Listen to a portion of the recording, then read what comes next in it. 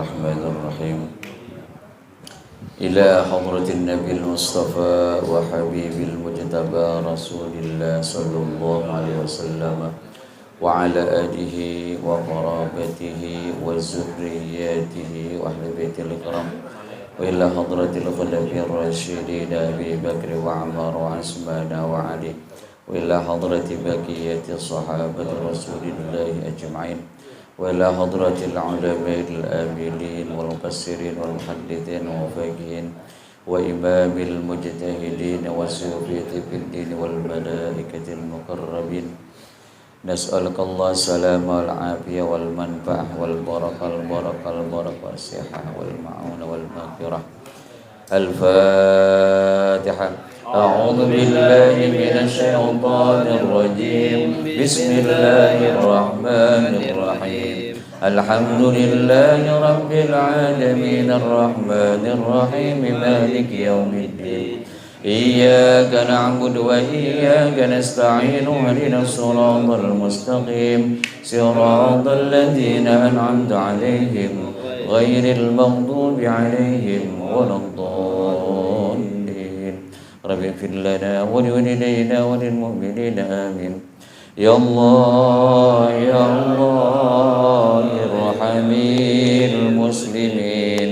صلى الله ربنا على النور المبين أحمد المصطفى سيد المرسلين وعلى آله وصحبه أجمعين.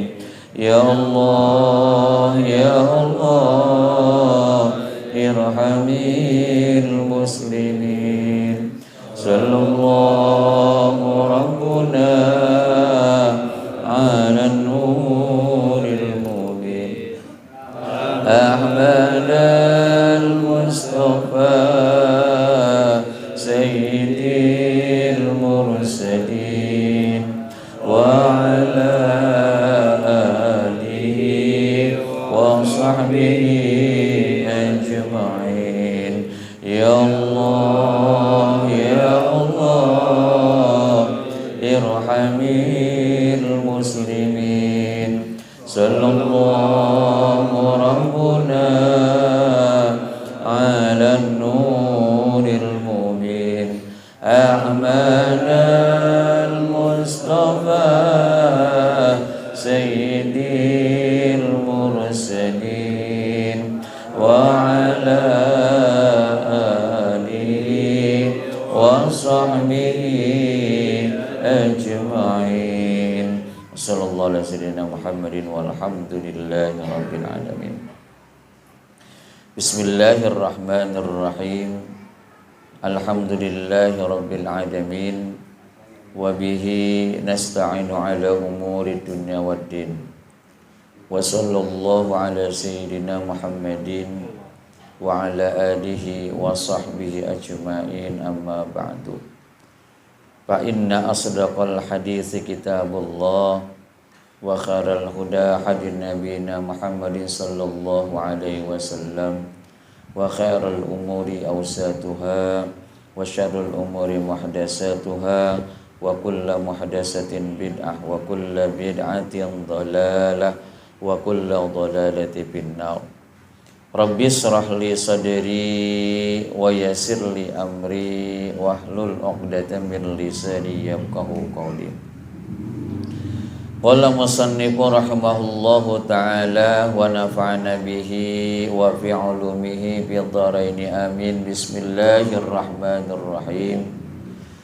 Fasal atau faslun, ini suatu fasal dan wajib atas wali kanak-kanak laki-laki dan perempuan yang memayyiz keduanya bahwa menyuruh akan 7 tahun dan dipukul akan keduanya atas meninggalkannya kemudian daripada 10 tahun.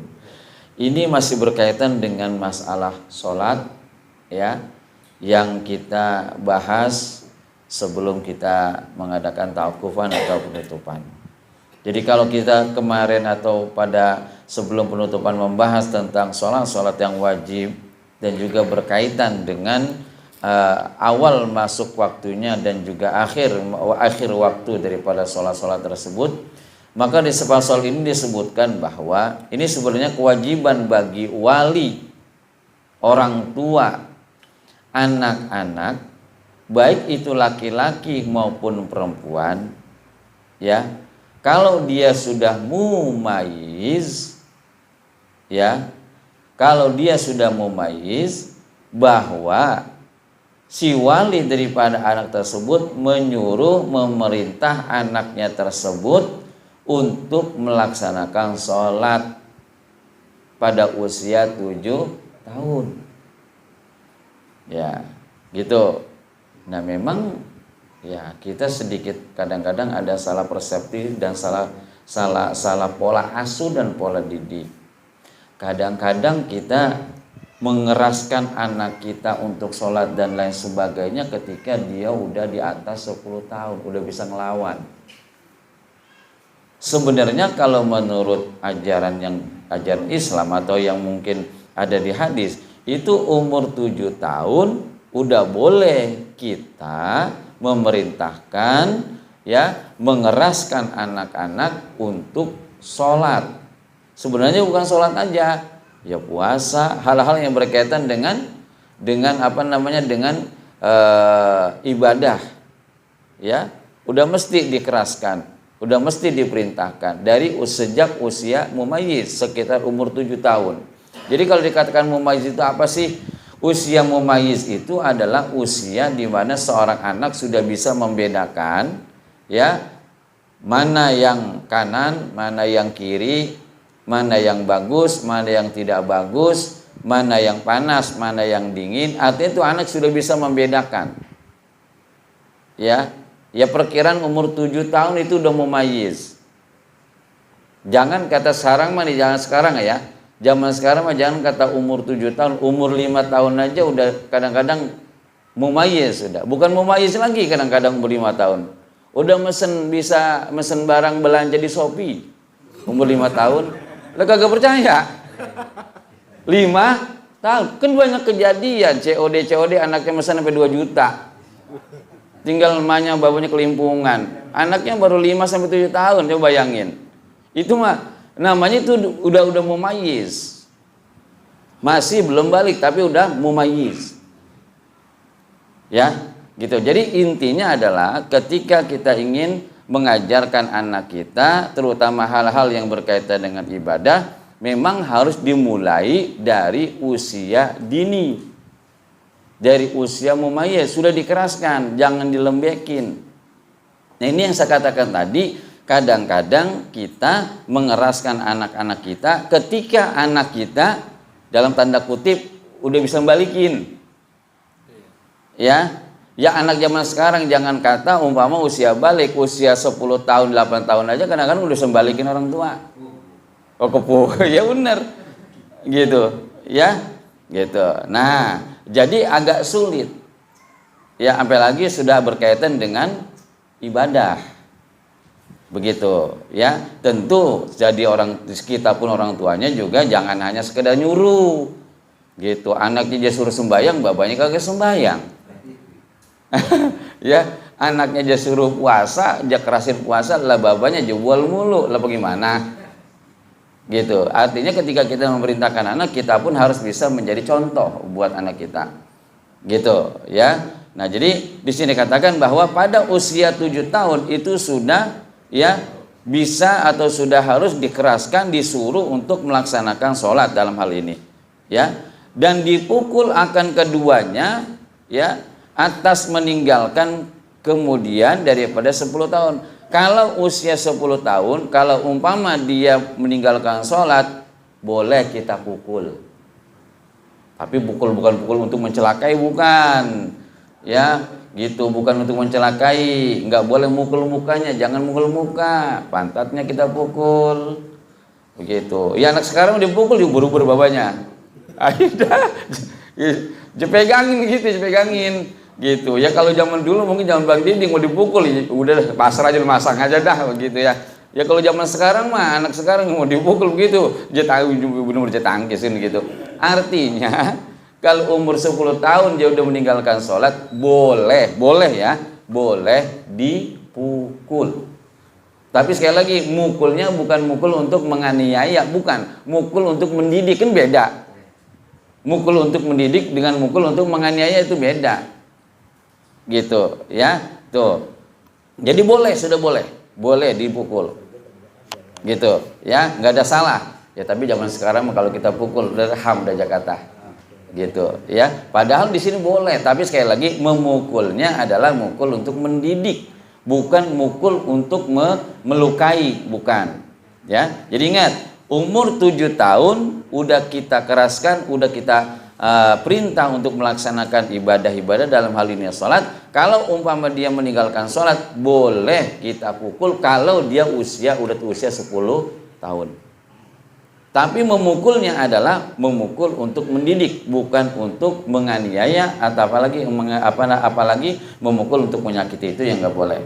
Ya, jadi kemudian daripada 10 tahun, ya maka bolehlah ya dia dipukul. Nah, seperti apa perintah-perintah tersebut? Bukan hanya sholat, ya, seperti ya disuruh buat puasa, udah boleh dididik puasa 7-10 tahun, ya boleh didikit. Ya, apabila emang dia kuasa, apabila anak itu kira-kira dia kuat untuk puasa, ya. Tapi insya Allah mudah-mudahan kalau bocah yang udah pengalaman kuat insya Allah, ya umur 7-10 tahun ya, kelas 1 SD juga insya Allah kalau memang diyakini bisa, insya Allah kuat anak-anak. Nah itu dia, kadang-kadang yang untuk babanya gitu, asal ada bau mie juga, siapa makan mie ini, nggak taunya babanya lagi mendek di anuan. Iya, di salah-salah gerobong. Gitu. Ya. Itu 10 tahun ya, seperti puasa, apabila kuasa ya akan dia. Dan wajib atas waliul amri, yakni orang yang memerintahkan pekerjaan muslimin, membunuh akan orang yang meninggalkan sembahyang. Repot ini. Ya, ini bukan di negara kita ini mah. Memang orang yang tarikus shalah itu salah satu hadnya adalah boleh dibunuh. Ya, tapi dia meninggalkan sholatnya karena memang lalai dan sengaja tanpa ada uzur syar'i, saking wajibnya. Maka di sini dikatakan maka dan wajib atas waliul amri. Siapa itu waliul amri? Waliul amri adalah orang yang memerintahkan pekerjaan muslimin. Apa? Membunuhkan orang yang meninggalkan sembahyang sebab malas. Ya kalau umpama di Indonesia belakang banyak yang dibunuh ini.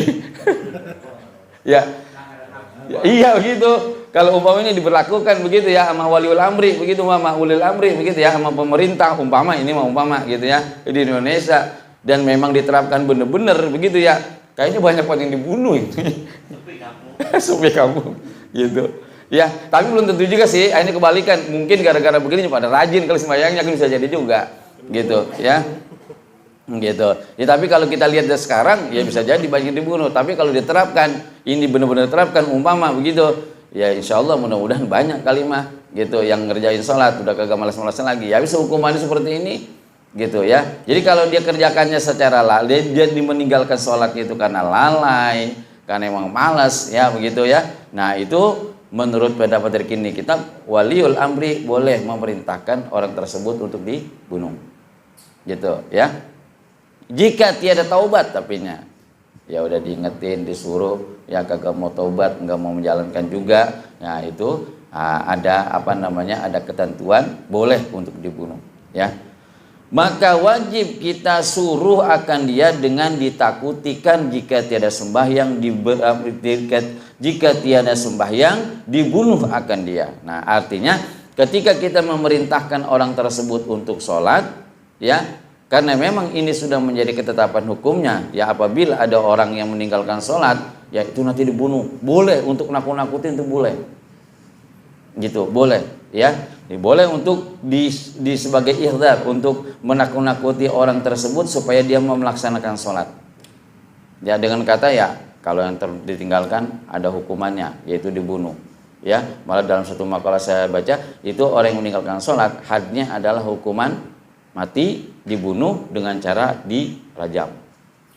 Gitu, sama dengan hukuman penzina. Gitu, ya. Ya, jadi dihukum mati. Nah, jadi kalau umpama kita menakut-nakuti orang, umpama nih seorang waliul amri, ya, untuk memerintahkan orang muslim yang meninggalkan sholat dikerasi untuk melaksanakan sholat dengan kita takut-takuti nanti akan dibunuh kalau seandainya dia meninggalkan sholat, itu boleh, ya. Maka manakala tiada ia sembahyang hingga habis waktu darurat, dibunuh akan dia. Nah, kalau di sini katakan dengan pedang, dan hukumnya itu ia orang muslim yang asli. Artinya kalau kita lihat dari sini, cara membunuhnya adalah dengan cara dipancung, bahasa kitanya, gitu, ya, dengan cara dipancung. Nah, dan hukumnya itu seperti apa? Hukum orang yang tadi, ya, yang dibunuh gara-gara dia meninggalkan sholat, dihukum bunuh gara-gara dia meninggalkan sholat, ya, itu hukumnya tetap orang muslim, tetapi tergolong muslim yang asi. Apa muslim asi? Yaitu muslim yang maksiat. Oleh karena itu, dan wajib dimandikan, artinya tetap wajib dimandiin karena dia hukumnya masih muslim. Dan dikapankan, nah wajib juga dikapankan, gitu. Dan disembahyangkan juga sama, silakan disembahyangkan sekalipun dia matinya dipenggal umpama seperti itu, ya, karena meninggalkan sholat, tapi orang tersebut masih dihukumkan sebagai muslim yang asli. Karena dia dihukumkan muslim yang asli, orang yang bermaksiat, orang Islam yang bermaksiat, maka orang tersebut walaupun dihukumnya secara pancung seperti itu, masih wajib dimandikan, wajib dikapankan, dan juga wajib disembahyangkan. Dan dikuburkan atau ditanam di dalam kuburan orang muslim, boleh masih, ya, karena orang tersebut masih dihukumkan sebagai orang Islam atau muslim. Cuma tadi muslimnya adalah muslim yang bermaksiat. Dan wajib atas tiap-tiap muslim laki-laki menyuruh dengan sembahyang akan ahlinya. Nah, ya, lagi. Dan wajib atas tiap-tiap muslim laki-laki menyuruh dengan sembahyang akan ahlinya daripada istrinya. Tuh, jadi laki yang kudu nyuruh sembahyang, ingetin sembahyang, jangan dibalik. Justru kita yang diingetin sama istri mulu, tuh balik sebenarnya. Pak RT ini tahu aja, gitu. Ya terbalik. Sebenarnya nih kita laki-laki yang kudu banyak ingetin, kudu banyak nyuruh buat sembahyang. Ya, tapi kadang sekali lagi terbalik kadang-kadang. Ya kita yang kadang-kadang laki ini diingetin mulu buat sembahyang, gitu, ya. Nah, itu makanya, gitu, ya. Dan wajib atas tiap-tiap muslim laki-laki, ya, menyuruh dengan sembahyang, artinya menyuruh sholat akan ahlinya daripada istrinya dan sahayanya. Artinya saya itu hamba saya, budaknya kalau memang ada, dan juga kerasi akan mereka itu, ya. Jadi sekali lagi, kewajiban seorang muslim laki-laki yang sudah beristri untuk menyuruh istrinya sholat, keluarganya, ya, yang namanya keluarga itu bukan istri aja, termasuk istri, anaknya, hamba sahayanya kalau memang ada, untuk melaksanakan sholat. Dan juga dikerasi, artinya dikerasi ini disuruh dengan cara yang tegas, disuruh dengan cara yang keras, begitu, ya, gitu. Jangan lembek nyuruhnya, begitu, ya. Dan juga ajarkan mereka itu, tuh, ya. Jadi kewajiban bapak-bapak nih mengajarkan anak dan istrinya, gitu, ya, gitu. Itu kewajiban pertama seorang istri kepada seorang suami, kewajiban pertama adalah itu tadi mengajarkan, ya. Wajib itu ngajarin istrinya sholat, anaknya sholat, wajib jatuhnya, ya, gitu. Cuma kadang-kadang yang ketemporongan guru ngajinya, biar lakinya kagak mau ngajarin, gitu, ya. Ya kagak apa-apa juga, jangan juga udah kagak mau ngajarin, orang mau ngaji dihalang-halangi mulu lagi, jangan, gitu. Ya kalau emang udah kagak bisa ngajarin, ya kagak bisa ngajarin, tuh bini apa suruh ngaji, suruh nyampur sama orang-orang pada ngaji, begitu, biar supaya dia punya ilmunya. Ini jangan jangan apa namanya, jangan sampai udah kita nggak bisa ngajarin, ya disuruh-suruh ngaji juga kagak tuh bini, ya. Betul aja siapa itu? Ya, gitu. Enggak, bukan apa. Ini tanggung jawab.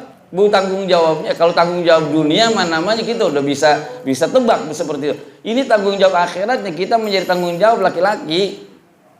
Jangan sampai begini nih.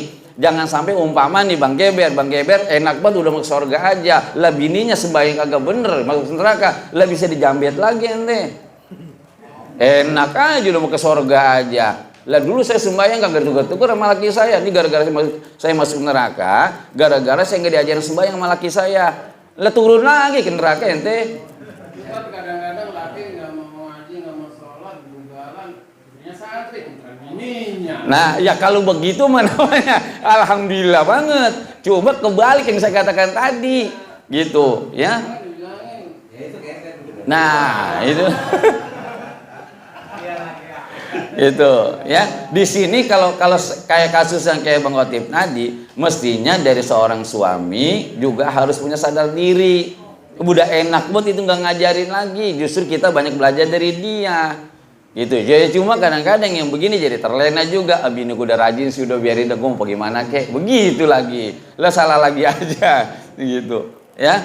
Nah, jadi ini yang perlu kita tekankan, yang perlu kita perhatikan bahwa bahwa wajib atas tiap-tiap muslim laki-laki menyuruh dengan sembahyang akan ahlinya dan istrinya dan sahayanya, dan dikerasi akan mereka itu, dan ajarkan mereka itu akan rukun agama Islam. Artinya kalau kita lihat dari sini bukan hanya sekedar mengajarkan tentang sholat, tapi hal-hal yang berkaitan dengan syariat Islam, dengan agama Islam. Ya, memang harus berkewajiban ngajarin. Yang ngajarin ngaji, kalau memang dia belum bisa ngaji, umpama yang ngajarin bagaimana cara wudu yang baik kalau dia belum bisa, ya. Kalau dia udah bisa, ya alhamdulillah. Kan begitu. Yang ngajarin dia bacaan-bacaan sholat, kalau emang dia belum bisa, ajarin. Gitu ya. Syarat rukunnya sholat itu apa? Harus tahu. Syarat rukunnya dalam wudu itu harus tahu. Yang membatalkan wudu apa? Ya harus tahu. Ya, jangan sampai istri nggak tahu gitu loh. Ya, itu kalau udah jadi istri ente, itu udah jadi kewajiban kita untuk mengasih tahu gitu. Ya, bahwa dia nggak tahu apa yang membatalkan wudhu, kan repot. Ya, jadi repot lah kalau dia membatalkan wudhu, apa namanya dia nggak tahu. Wudhu, ya, sampai mana batasan muka, sampai mana batasan tangan, kan begitu. Sampai mana batasan kaki, itu juga kudu tahu. Artinya hal-hal semacam itu adalah kewajiban seorang suami untuk mengajarkan kepada istrinya, keluarganya, dan ahli-ahli lainnya seperti hamba sayanya kalau memang zaman dulu ada hamba saya. Ya, sekali lagi, dan mengajarkan mereka itu segala mereka itu, dan ajarkan mereka itu akan rukun-rukun agama Islam dan keadaan Nabi Muhammad SAW. Artinya kalau dilihat dari sini bukan hanya berkaitan dengan hukum Islam aja, tapi dengan sirah nabawiyah, ya, tentang sejarah Nabi. Ya, itu juga kalau lihat dari sini mesti seorang suami ngajarin kepada istrinya, keluarganya tentang sejarah Nabi bagaimana, gitu, perjuangan Nabi bagaimana. Jadi keadaan Nabi Muhammad, yaitu daripada Quraisy dibangkitkan di kota Mekah, ya, artinya Nabi Muhammad itu dilahirkan di kota Mekah dan berpindah hijrah ia kemudian dan wafat di kota Madinah. Itu intinya seperti itu. Ya, dan wajib mengajarkan mereka itu segala furu'nya, cabang-cabangnya yang berkaitan dengan hukum agama, wajib juga. Ya, gitu. Dan daripada sembahyang dan rukun-rukunnya juga wajib, dan syarat-syaratnya dan yang membatalkannya. Demikian lagi diajarkan segala yang lainnya daripada hamba saya. Intinya adalah kewajiban seorang suami adalah untuk salah satunya adalah mengajarkan istrinya, keluarganya berkaitan dengan hal-hal dengan ibadah. Entah itu dengan berkaitan dengan wudhu, dengan sholat, dengan puasa, ataupun dengan hal-hal yang lainnya yang berkaitan dengan hukum-hukum agama Islam. Itu adalah kewajiban seorang suami. Bagaimana kalau umpama suaminya nggak bisa? Nah, kalau memang nggak bisa, ya suruh belajar. Gitu, jangan orang disuruh utak di dapur mulu, jangan, kasihan. Gitu, ya udah ngajarin kagak mau, udah nggak bisa ngajarin, boleh dikerasin buat ngikut-ngikut pengajian, biar supaya dia denger, dia bisa. Gitu, ya. Minimal kalau dia ngikut pengajian mah, ya mudah-mudahan dia ngerti tentang sembahyang, tentang wudhu, tentang hal-hal lain yang berkaitan dengan agama. Jadi nggak buta banget, ya, nggak apa namanya, nggak gelap banget tentang hukum agama. Karena apa? Karena itu adalah sebenarnya kewajiban bagi para suami untuk mengajarkan istrinya, gitu, ya. Nah, guru ngaji baru kewajiban ketika dia udah datang tuh, baru kewajiban kita, ya. Kewajiban kita ada tuh, ya, karena memang apalagi kalau umpamanya ngaji bocah, anak-anak dan nih, gitu, emang kewajiban bapak-bapak sekalian nih atau orang tuanya untuk mengajarkan ngaji dan lain sebagainya. Ya, cuma berhubung dengan waktu dan kemampuan dan lain sebagainya, dititipkanlah kepada guru ngaji. Seperti itu. Nah, disitulah baru ada kewajiban bagi guru ngaji, karena udah ketitipan, ya mau kagak mau dah tuh diajarin bocah. Gitu, ya, seperti itu. Jadi kewajiban yang pertama sekali lagi adalah orang tua. Maka ada suatu ulama yang mengatakan kalau bisa, ya, anak kita bisa baca Fatihah, usahakan dari hasil jerih payah kita yang mengajarkan. Kenapa? Ya kalau Fatihah mah kan tiap hari dibawa buat sembahyang. Sepanjang Fatihah itu dia praktekkan, dia bisa, dia lancar, dia gunakan buat sholat, sepanjang itu juga pahala jariahnya mengalir kepada orang yang mengajarkan.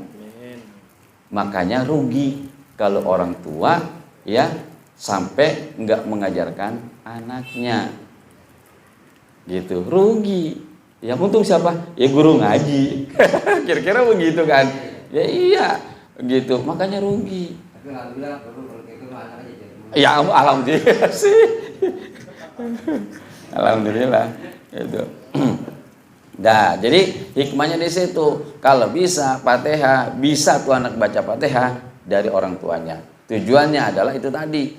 Sepanjang Fatihah itu dia apa namanya, dia gunakan buat sholat, dia bisa bacanya untuk sholat, sepanjang itu juga insya Allah pahala jariahnya akan mengalir kepada orang yang mengajarkan, termasuk kepada orang tuanya, gitu, ya. Kedua, jangan sampai, gitu, ya. Dah, kemudian pasal ini suatu pasal, dan setengah daripada syarat sembahyang itu mengambil wudhu, dan adalah wudhu itu ada 6 perkara. Pertama niat, nah ini rukunnya nih. Ya, jadi rukun wudhu nih, kita masuk kepada rukun wudhu. Pertama niat, ya, pertama niat. Keduanya dengan sembahyang 5 waktu, ya, sembahyang 5 waktu juga salah satu rukunnya juga niat. Dan mengajarkan keduanya hukum daripada rukun-rukun itu. Nah, ini termasuk daripada hal yang mesti diajarkan kepada keluarga, termasuk istri dan anak. Salah satunya adalah tentang rukun wudhu. Jadi rukun wudhu yang pertama itu adalah niat. Gitu, ya. Nah, lafaznya bagaimana? Nah, lafaznya seperti nawaitul wudu'a, atau nawaitu fardhul wudu'i, atau nawaitu tahura lis-sholati, atau nawaitu raf'al hadasil asghari. Tuh macam-macam lafaz niatnya. Ya. Jadi sekali lagi, salah satu rukun yang pertama daripada rukun wudu adalah niat. Ingat ya, niat. Ya. Gitu, niat. Apa itu niat? Niat itu kita menyengatnya dalam hati, itu namanya niat. Ya, wa talaffuzuha sunnatun, dan melapazkan itu tuh sunnah. Jadi bedain antara niat dengan lapaz niat. Ya, kalau kita mengatakan nawaitul wudu'a, itu kata-kata nawaitul wudu'a yang kita ucapkan itu namanya lapaz niat. Ya, lapaz niat. Tetapi yang menjadi niat adalah ketika kita menyengaja dalam hati untuk berwudu, itu niat. Lalu ada orang umpama begini, wudu, nggak kedengeran yang ngomongnya, ya kagak apa-apa. Yang penting di hatinya niat. Yang penting di hatinya. Cuma nggak dapat sunnahnya, karena sunnahnya adalah melapazkan niat. Ya kan kadang-kadang kita udah bantu pakai lapas aja, hati kadang-kadang kemana-mana. Enggak nyangkut. Makanya kita disunahkan untuk melapazkan niat. Gunanya apa? Untuk membantu hati kita dalam melaksanakan niat. Tuh, begitu. Maaf guru. Ya, Kalau mau wudhu dia nggak mau baca lapas. ya. Mau wudhu ah. Cuma begitu doang, itu kategori niat nggak? Ya kalau Mau wudhu, memang tapi nggak bacaan. Mau wudhu ah. Udah aja. kalau memang dia sengaja dalam hati, Iya. jadi niat. Ya, gitu. Jadi niat, yang penting hatinya. Walaupun nggak ngucap. Ya walaupun gak ngucap. Ya cuma mau wudhu ah. Iya. Cuma begitu doang. Yang penting hatinya. Ya, hati. Karena yang namanya niat itu makhluk kalbu. Jadi yang namanya itu tempat dalam hati. Ya, gitu. Makanya terutama dalam hal sholat nih. Zaman dulu kan orang kadang-kadang kalau orang sholat nggak pakai usolli, wah Muhammadiyah nih, gitu ya, gitu, ya. Muhammadiyah nih nggak pakai usolli gitu. Ya padahal mah usolli itu kan lafaz niat. Usolli itu lafaz niat. Ya. Misalkan kita mau bayar wudhu nih, kita misalkan nggak apa semua nih, kita cuma niat wudhu, itu mencakup semuanya sah apa harus dibaca satu-satu? Oh iya. Biasa. Yang kita maksudnya dibaca apanya nih? Doa-doanya. Iya, ada tanda tangan. Oh iya. Oke. Jadi yang rukun itu adalah niatnya ya. Kalau memang doa untuk tangan belum bisa, belum hafal, nggak jadi masalah. Kan itu hanya doa sunnah aja. Ya, yang rukun adalah niatnya. Umpama niatnya apa? Ya, niat apa wudhu gitu. Lah iya kan itu bernamanya yang namanya niat, sekali lagi ya, yang namanya niat itu harus muqaranan lil fi'li. Muqaranan lil fi'li artinya berbarengan dengan kerjaan. Kalau umpama agama wudhu tapi entar baru itu baru azam namanya, bercita-cita. Kita mau wudhu gitu. Ya, itu namanya bercita-cita. Tapi ketika kita, ya kan namanya niat wudhu, sekali lagi niat wudhu, itu tempatnya adalah ketika kita wudhu, tempatnya adalah ketika kita mau membasuh muka. Nih, kita jatuh di sini, jatuh niat baru. Jadi ketika tadi gue mau wudhu, itu berazam. Baru cita. Tapi ketika kita udah nawaitul wudhu lillahi rabbil alamin. Nah, di sini nih, makanya wudhu itu niatnya berbarengan dengan membasuh muka. Lihat sebelum wudhu benih. Ya, gitu. Itu namanya berazam, baru cita-cita. Dari rumah, gue mau sembahyang jadi nggak sembahyang. Kagak belum baru gitu. Entar ketika udah usolli pada maghrib salah satu lillahi taala Allah. Nah, ini yang ini sini nih. Akbar baru jadi niatnya namanya. Ya. Jadi kalau Bang Gebernya katakan tadi, gue mau wudhu umpama. Tapi wudhunya entar nimba dulu, mesen airnya dulu. Itu baru azam namanya. Baru cita-cita. Kayak gini gue mau sembahyang ya. Iya. Ya, itu namanya baru azam, baru cita-cita. Jadi yang namanya niat itu muqaranan lil fi'li. Ya, beriringan berbarengan dengan pekerjaannya. Gitu, ya. Maka nanti ketika kita niat wudhu itu berbarengan dengan membasuh muka. Gitu, ya. Jangan begini nih, awas. Banyak orang salah kaprah. Biasanya nautul wudhu li rabbil adasil akbari kokumu dan sebagainya. Awas, ini sunnah nih. Kita mencuci tangan, kita ke kemur, kita ngemasukkan dalam hidung, itu sunnah, belum masuk wudhu. Jadi kalau dia niatnya nawaitul wudhu lillahi rabbil hadatsal asghar lillahi taala, di sini dia lapan dia dalam hati, itu enggak sah. Ya, enggak sah. Karena itu jatuhnya masih sunnah wudhu. Gitu, ya. Kalau mau bagaimana? Kalau mau nawaitu sunnatal wudhu lillahi taala. Ini dapat sunnah wudhu. Nanti ketika muka lain lagi, nawaitul wudhu lillahi taala. Karena yang menjadi rukun dalam wudhu, niat yang wajibnya itu adalah berbarengan dengan muka. Maka jujur Pak, saya waktu ngajar di SD kemarin sempat saya protes sedikit. Kenapa? Karena itu niatnya dulu, niat baru cuci tangan. Saya bilang ini niat itu mestinya berbarengan dengan wudu. Saya bilang ini ada sedikit keliru nih orang nulis bukunya nih. Sepanjang yang saya tahu, yang namanya niat wudu berbarengan dengan muka. Bukan ketika cuci tangan, bukan ketika ke kumur. Gitu ya. Nanti ketika kita mau cuci muka atau kita membasuh muka, baru di situ jatuhnya niat buat wudu. Lalu bagaimana nih tadi saya mau cuci tangan, kan membasuh tangan sunnah kan? Ke kumur juga sunnah, masuk ke dalam. Kalau mau niatnya nawaitu sunnatal wudu lillahi ta'ala. Aku niat melaksanakan sunnah-sunnah wudu karena Allah. Baru nanti ketika kita mau membasuh muka, berbarengan dengan membasuh muka, baru niat ini nawaitul wudu lillahi ta'ala. Atau di sini katakan nawaitu fardhul wudu lillahi ta'ala. Atau yang singkat nawaitul wudu'a. Udah jadi, mengapa? Aku niat wudu. Ya, jadi jangan waktu cuci tangan, niat jangan waktu jangan, gitu. Ya, karena itu sunnah, gitu. Karena yang namanya niat berbarengan dengan apa membasuh muka, gitu. Ya. Nah, lapas niatnya bagaimana? Ini yang tadi nawaitul wudu'a, aku niat wudu. Nawaitu fardhul wudu'i, aku niat fardu wudu. Ada juga nawaitu tahurat lis shalah, aku niat bersuci untuk melaksanakan salat. Atau bisa juga nawaitu rafal hadasil asgari. Nah, ini yang biasa kita pakai dan nih. Ya, aku niat mengangkat atau menghilangkan hadas kecil, boleh.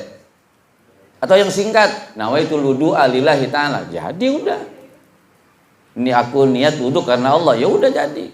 Selama ini gagal tuh. Hah? Selama ini gagal semua. Insya Allah kalau belum tahu mah kita husnuzon dengan Allah saja. Ya, gitu. Saya juga nggak mengklaim wah gitu. Ya. Gitu. Selalu. Iya. Iya. Iya. Iya, gitu. Ya. Jadi yang namanya wudu sekali lagi niatnya adalah berbarengan dengan muka. Gitu ya. Karena itu jatuhnya rukun. Gitu. Ya. Berarti selama ini nggak pernah satu. Mesti perhatikan. Dah, itu ya, karena itu rukun. Dah. Dan keduanya membasuh muka. Ya, situ membasuh muka. Dan keduanya membasuh muka. Ya, nih muka nih. Jadi muka sekaliannya daripada tempat tumbuh rambut kepala hingga dagunya di tulang gerahamnya, ya, pada panjangnya dan antara anak telinga pada milirnya atau lebarnya. Artinya gini, kalau muka itu gini ya, yang namanya muka, hati-hati nih kita wudu. Muka kalau kita dari bawah ke atas, saya singkat saja ya, dari bawah ke atas ini terakhir tumbuhnya rambut sampai dagu, itu dari atas ke bawah. Kalau dari samping itu adalah batasnya adalah pentolan telinga kita kanan kiri. Kalau kita mau ambil garis lurus seperti ini dulu, itu yang namanya muka. Ini cambang tali tudung kalau bahasa kitabnya, itu termasuk daripada anggota wudu. Jadi kalau kita wudu kayak nyuci muka bangun tidur, kagak sah wudunya. Ya iya begini dong wudu nih. Ini nggak kena nih. Perasaan yang kagak enak RT mulu dah. Sesuai pengalaman. Aduh.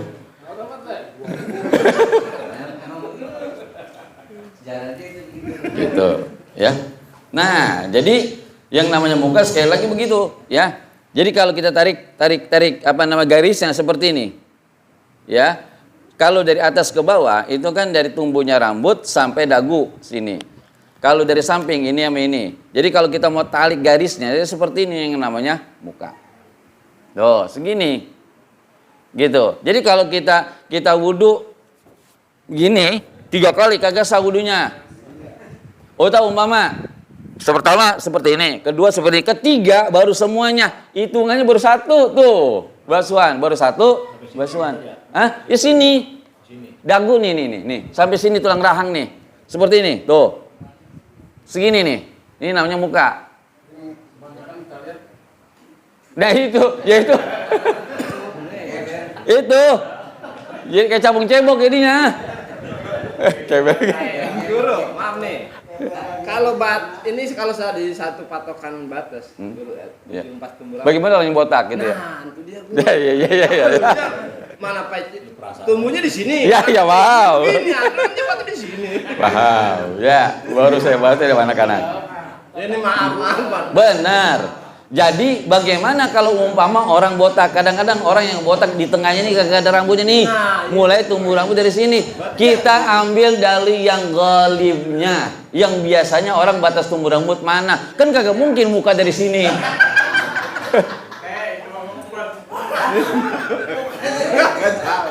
Jadi golibnya biasanya orang tumbuh rambut batasnya mana sini? Ya udah sini aja walaupun botaknya segini. Yang umumnya aja.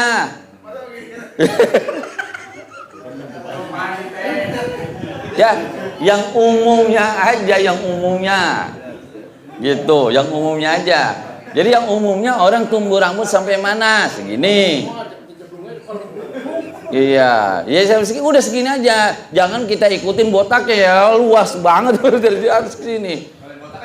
Lah ya makanya gitu. Ya jadi yang golibnya, yang biasanya, yang umumnya orang batas tumbuh rambut di mana? Di sini, umpama. Ya udah di sini aja.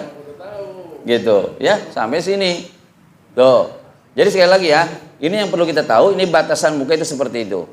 Termasuk tuh tali tudung. Makanya kalau orang perempuan yang apik, nah itu sampai lagi orang khususnya nih nenek-nenek yang orang tua orang kita dulu.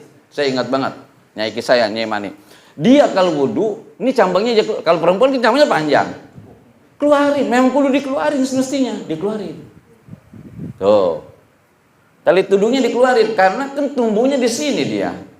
Itu termasuk daripada muka, bagian daripada muka. Saya ingat banget dulu kalau Nyai dia wudu, dia lurut gini nih. Seret gitu. Nah, ntar kita bahas. Nah. Ya.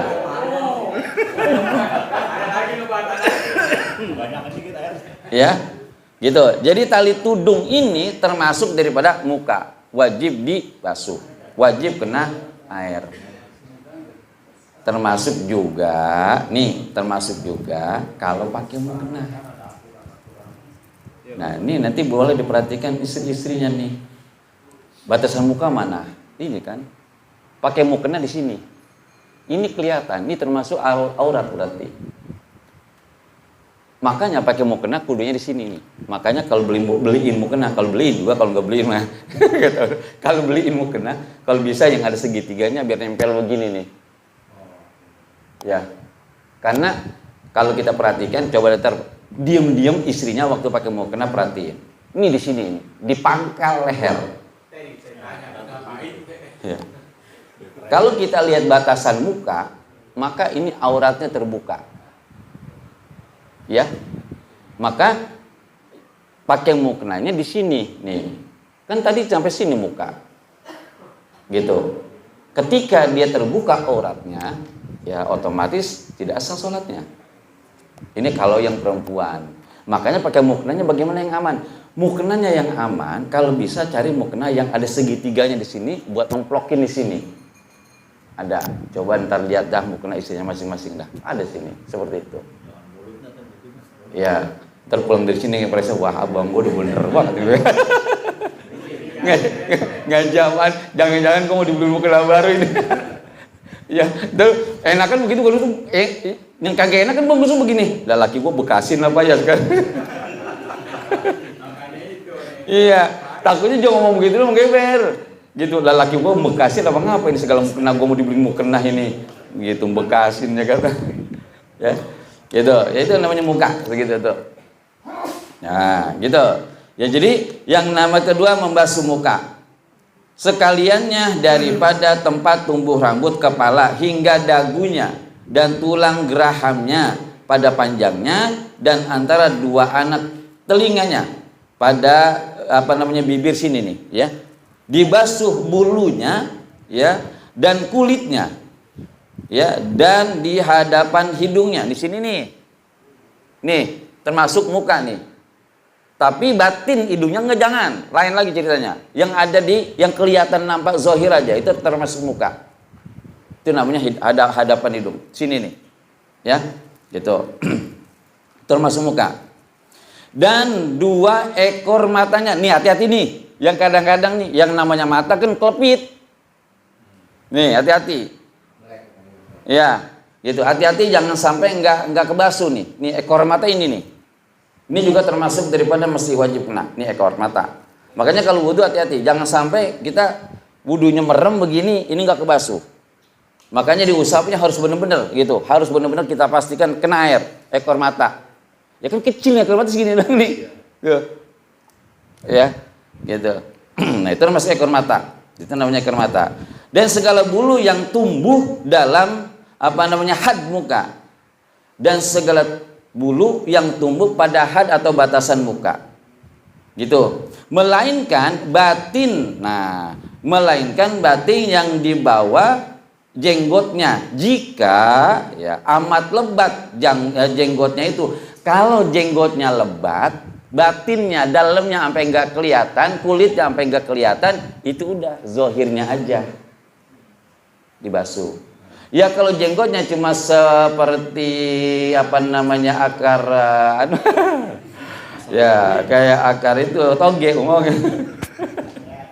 Wajib basuh.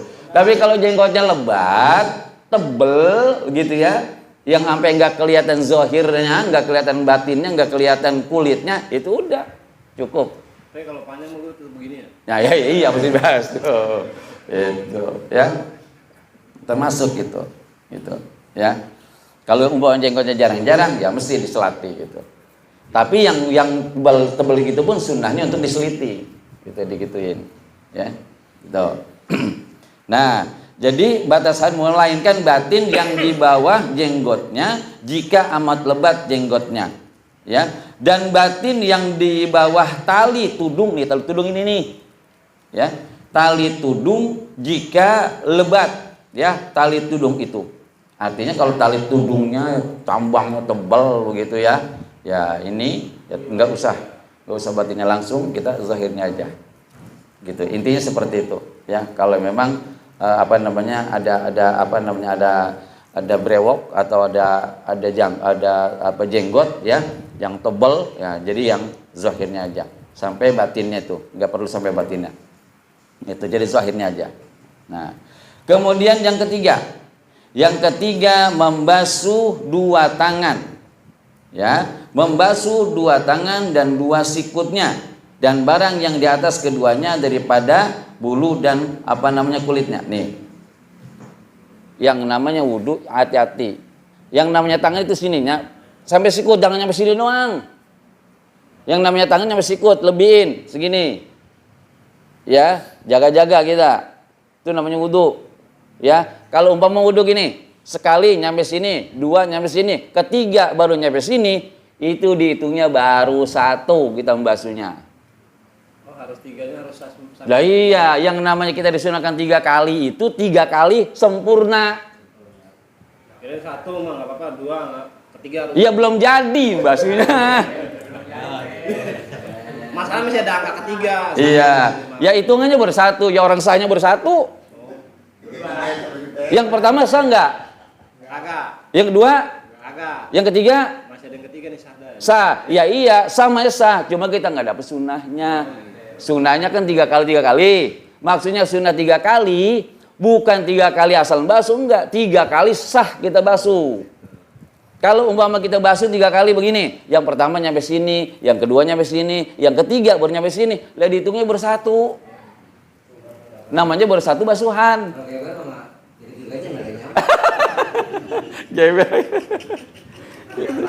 Ya, gitu. Gitu. Jadi yang ketiga adalah membasuh 2 tangan dan 2 sikut dan barang yang di atas keduanya daripada bulu dan kulitnya. Dan keempat, menyapu kulit kepala atau rambut yang dalam had kepala. Jikalau seurat atau seurat rambut sekalipun, artinya Ini kalau rambut mah cukup kita basuh saja. Seurung nggak perlu semuanya ya. Sekedar daripada apa yang seukuran rambut aja. Cukup gitu. Ya, jadi ingat ada yang namanya membasuh, ada yang namanya menyapu. Kalau dikatakan membasuh itu airnya ngalir. Contoh, kalau kita membasuh muka, ini namanya basuh muka karena air yang kita jatuhkan ke muka itu ngalir, itu namanya membasuh. Harus begitu. Tapi kalau menyapu, nggak usah ngalir airnya. Tepuk kita giniin, nah gitu udah jadi. Nah, guru bagaimana kalau laki-laki yang pakai minyak rambut? Nah terus? Itu kategori sah nggak sih ada minyak rambutnya? Minyak rambutnya? Menghalangi air apa enggak? Nah, iya itu guru. Kalau sampai menghalangi air sampai ke rambut, itu termasuk daripada yang menghalangi air sampai ke rambut, berarti menghalangi sampai air wudhu itu. Bisa jadi kalau seandainya sampai menghalangi sampainya air ke tempat yang wajib dibasuh, itu bisa juga mengakibatkan tidak sah wudunya. Tapi kalau kita lihat dari sini kayak umpama ya, kayak sisik, kayak jati-jati, itu kan bisa menghalangi. Artinya kita lihat dulu bisa menghalangi sampainya air ke rambut enggak. Gitu. Karena memang anggota wudunya harus kena air, itu intinya. Gitu. Kalau sampai menghalangi, ya itu bisa nggak sah wudunya. Gitu, ya. Hah? Nah sama, dicat begitu kan? Ya. Gitu. Yang repotnya kan kalau di pikok ini itu tadi khawatirnya kalau rambut kita cat nih, berarti kan rambut kita terbalut dengan sesuatu kan begitu. Ya, khawatirnya ini tidak terkena air ketika mandi junub, katakan seperti itu. Atau perempuan yang pakai kutek aja, katakan kutek, pakai kuku di sini kan, itu bisa aja menghalangi air. Artinya intinya adalah ketika air itu tidak sampai kepada kulit kita dalam hal berwudu maupun mandi janabah, itu bisa mengakibatkan wudu dan janabah kita tidak sah. Ya, intinya begitu. Ya, menghalangi air sampai ke kulit. Itu bisa mengakibatkan wudu atau daripada mandi janabah kita nggak sah. Saya baru tadi nih bahas mandi janabah. Saya bilang kalau mandi janabah ini biar spesial lagi, ingat aja nih. Kadang-kadang kita mandi janabah itu kan sekalian pakai sabun, pakai sampo. Padahal walaupun itu bukan menjadi syarat sah. Nah, jadi kan jangan sampai ada yang merupakan air. Artinya begitu air dijatuhin, jangan sampai air ini berubah. Makanya bagaimana kalau umpama kita sekalian nyampo, sekalian nyabun. Nah, biar supaya aman, maka saya bilang biar supaya aman. Begitu kita mau mandi janabah, ya, udah kita umpama mandi janabah dulu. Rapiin semua dulu dari ujung rambut sampai ujung kaki. Karena kesalahan kita kadang-kadang begini, basahin pakai sabun, pakai sampo, baru niat. Pas mau bilas baru niat untuk mandi janabah. Perhatikan, begitu ini rambut udah kena sampo, ini badan udah kena sabun, baru niat nawaitu ghusl li rabbil hadasil asghar wa akbarillahi taala. Ini bisa nggak sah mandi janabahnya. Kenapa? Air yang jatuh ke kulit kita berubah gara-gara tadi ada sabun, sampo. Sedangkan syaratnya jangan sampai ada sesuatu yang merubahkan air. Makanya saya katakan, biar supaya aman, kita rapiin dulu semua nih, basuh dulu. Ya, basuh dulu ya, dari ujung rambut sampai ujung kaki basuh semuanya. Artinya kita mandi janabah dulu ya. Artinya begini, urutannya kalau kita mau apik, kita mandi janabah, pertama kita basahin dulu. Jangan langsung ini, jangan langsung pala. Sampai lagi mandinya pagi, jangan langsung kepala, langsung deru. Ini kebiasaan kita kadang-kadang begitu mandi langsung pot pala, nggak bagus buat kesehatan. Ada yang mengatakan itu salah satu penyebab terjadinya penyakit stroke. Makanya kalau kita mau mandi janabah, kenain kaki dulu dikit dari kaki, dikit. Jadi di kepala nggak kaget. Saraf-saraf yang ada di kepala kita tuh nggak kaget. Gitu ya, nggak kaget. Jadi dari kaki dulu, kemudian terus ke atas. Baru kita basuh kepala. Jadi ini saraf-saraf yang ada di kepala udah siap. Bang, kalau urutannya mandi dulu diberesin. Hmm? Terus kan wudhu baru mandi. Ya iya, makanya urusan gini. Kan sunnahnya memang kita wudhu dulu. Sunnah gitu mah. Gitu, ya sunnah. Jadi kita disunahkan untuk mandi dulu. Jadi sebenarnya urutannya seperti itu. Kita tarik dulu ke atas, ke atas, ke atas, ke atas. Nah, baru kita basuh kepala.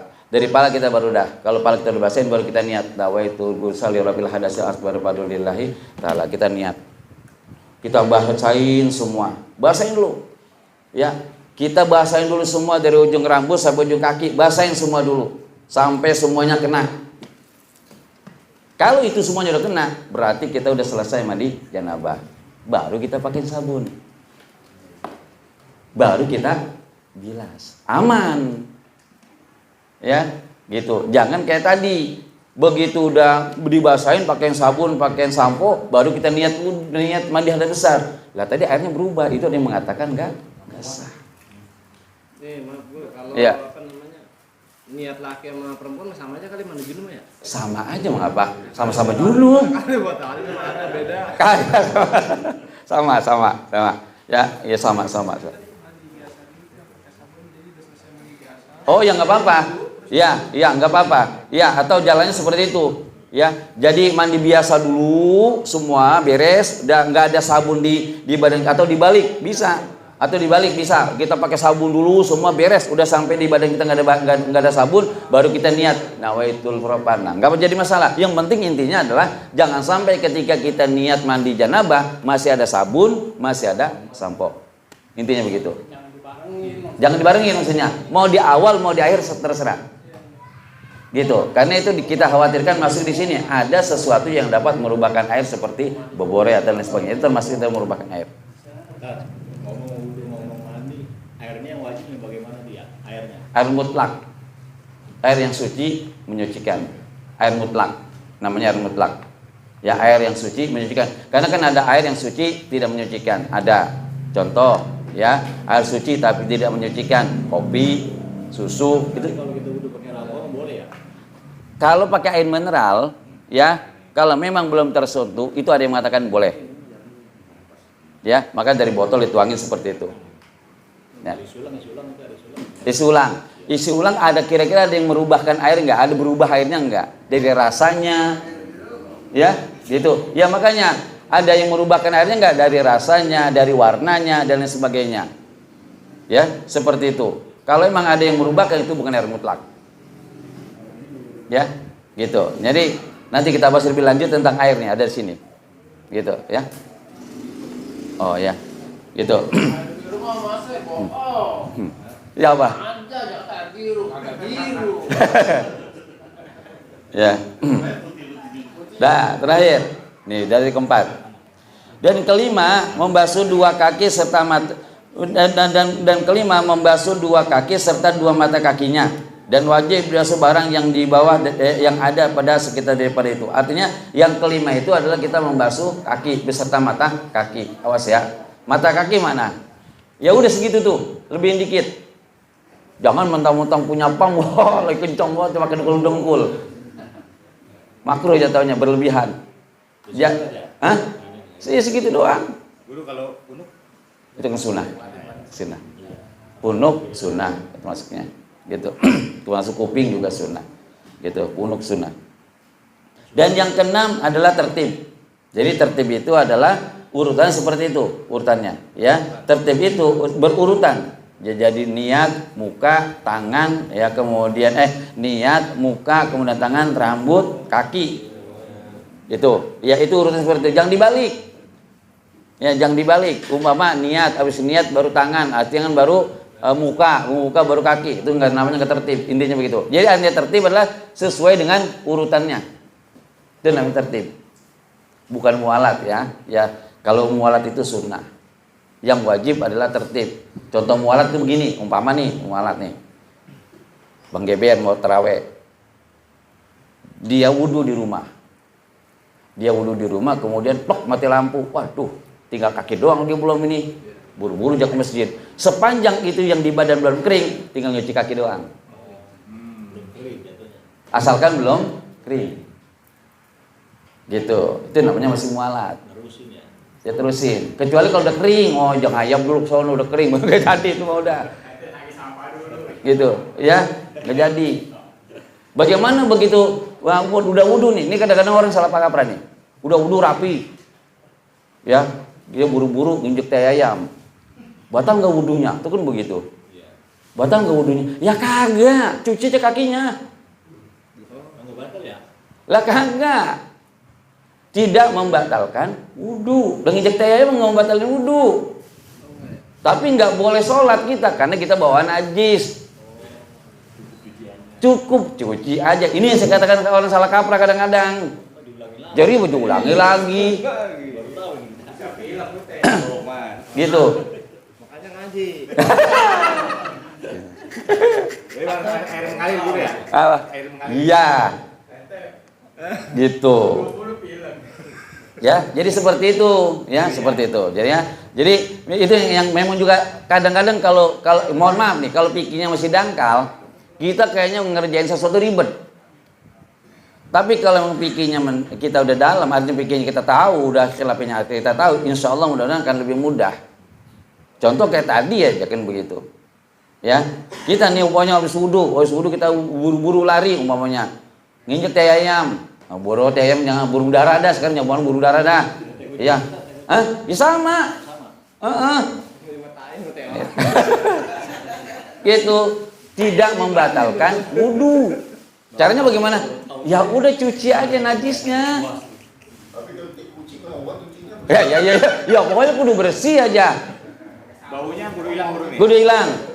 Kalau pakai sabun kagak hilang juga, udah pasrahin aja dah.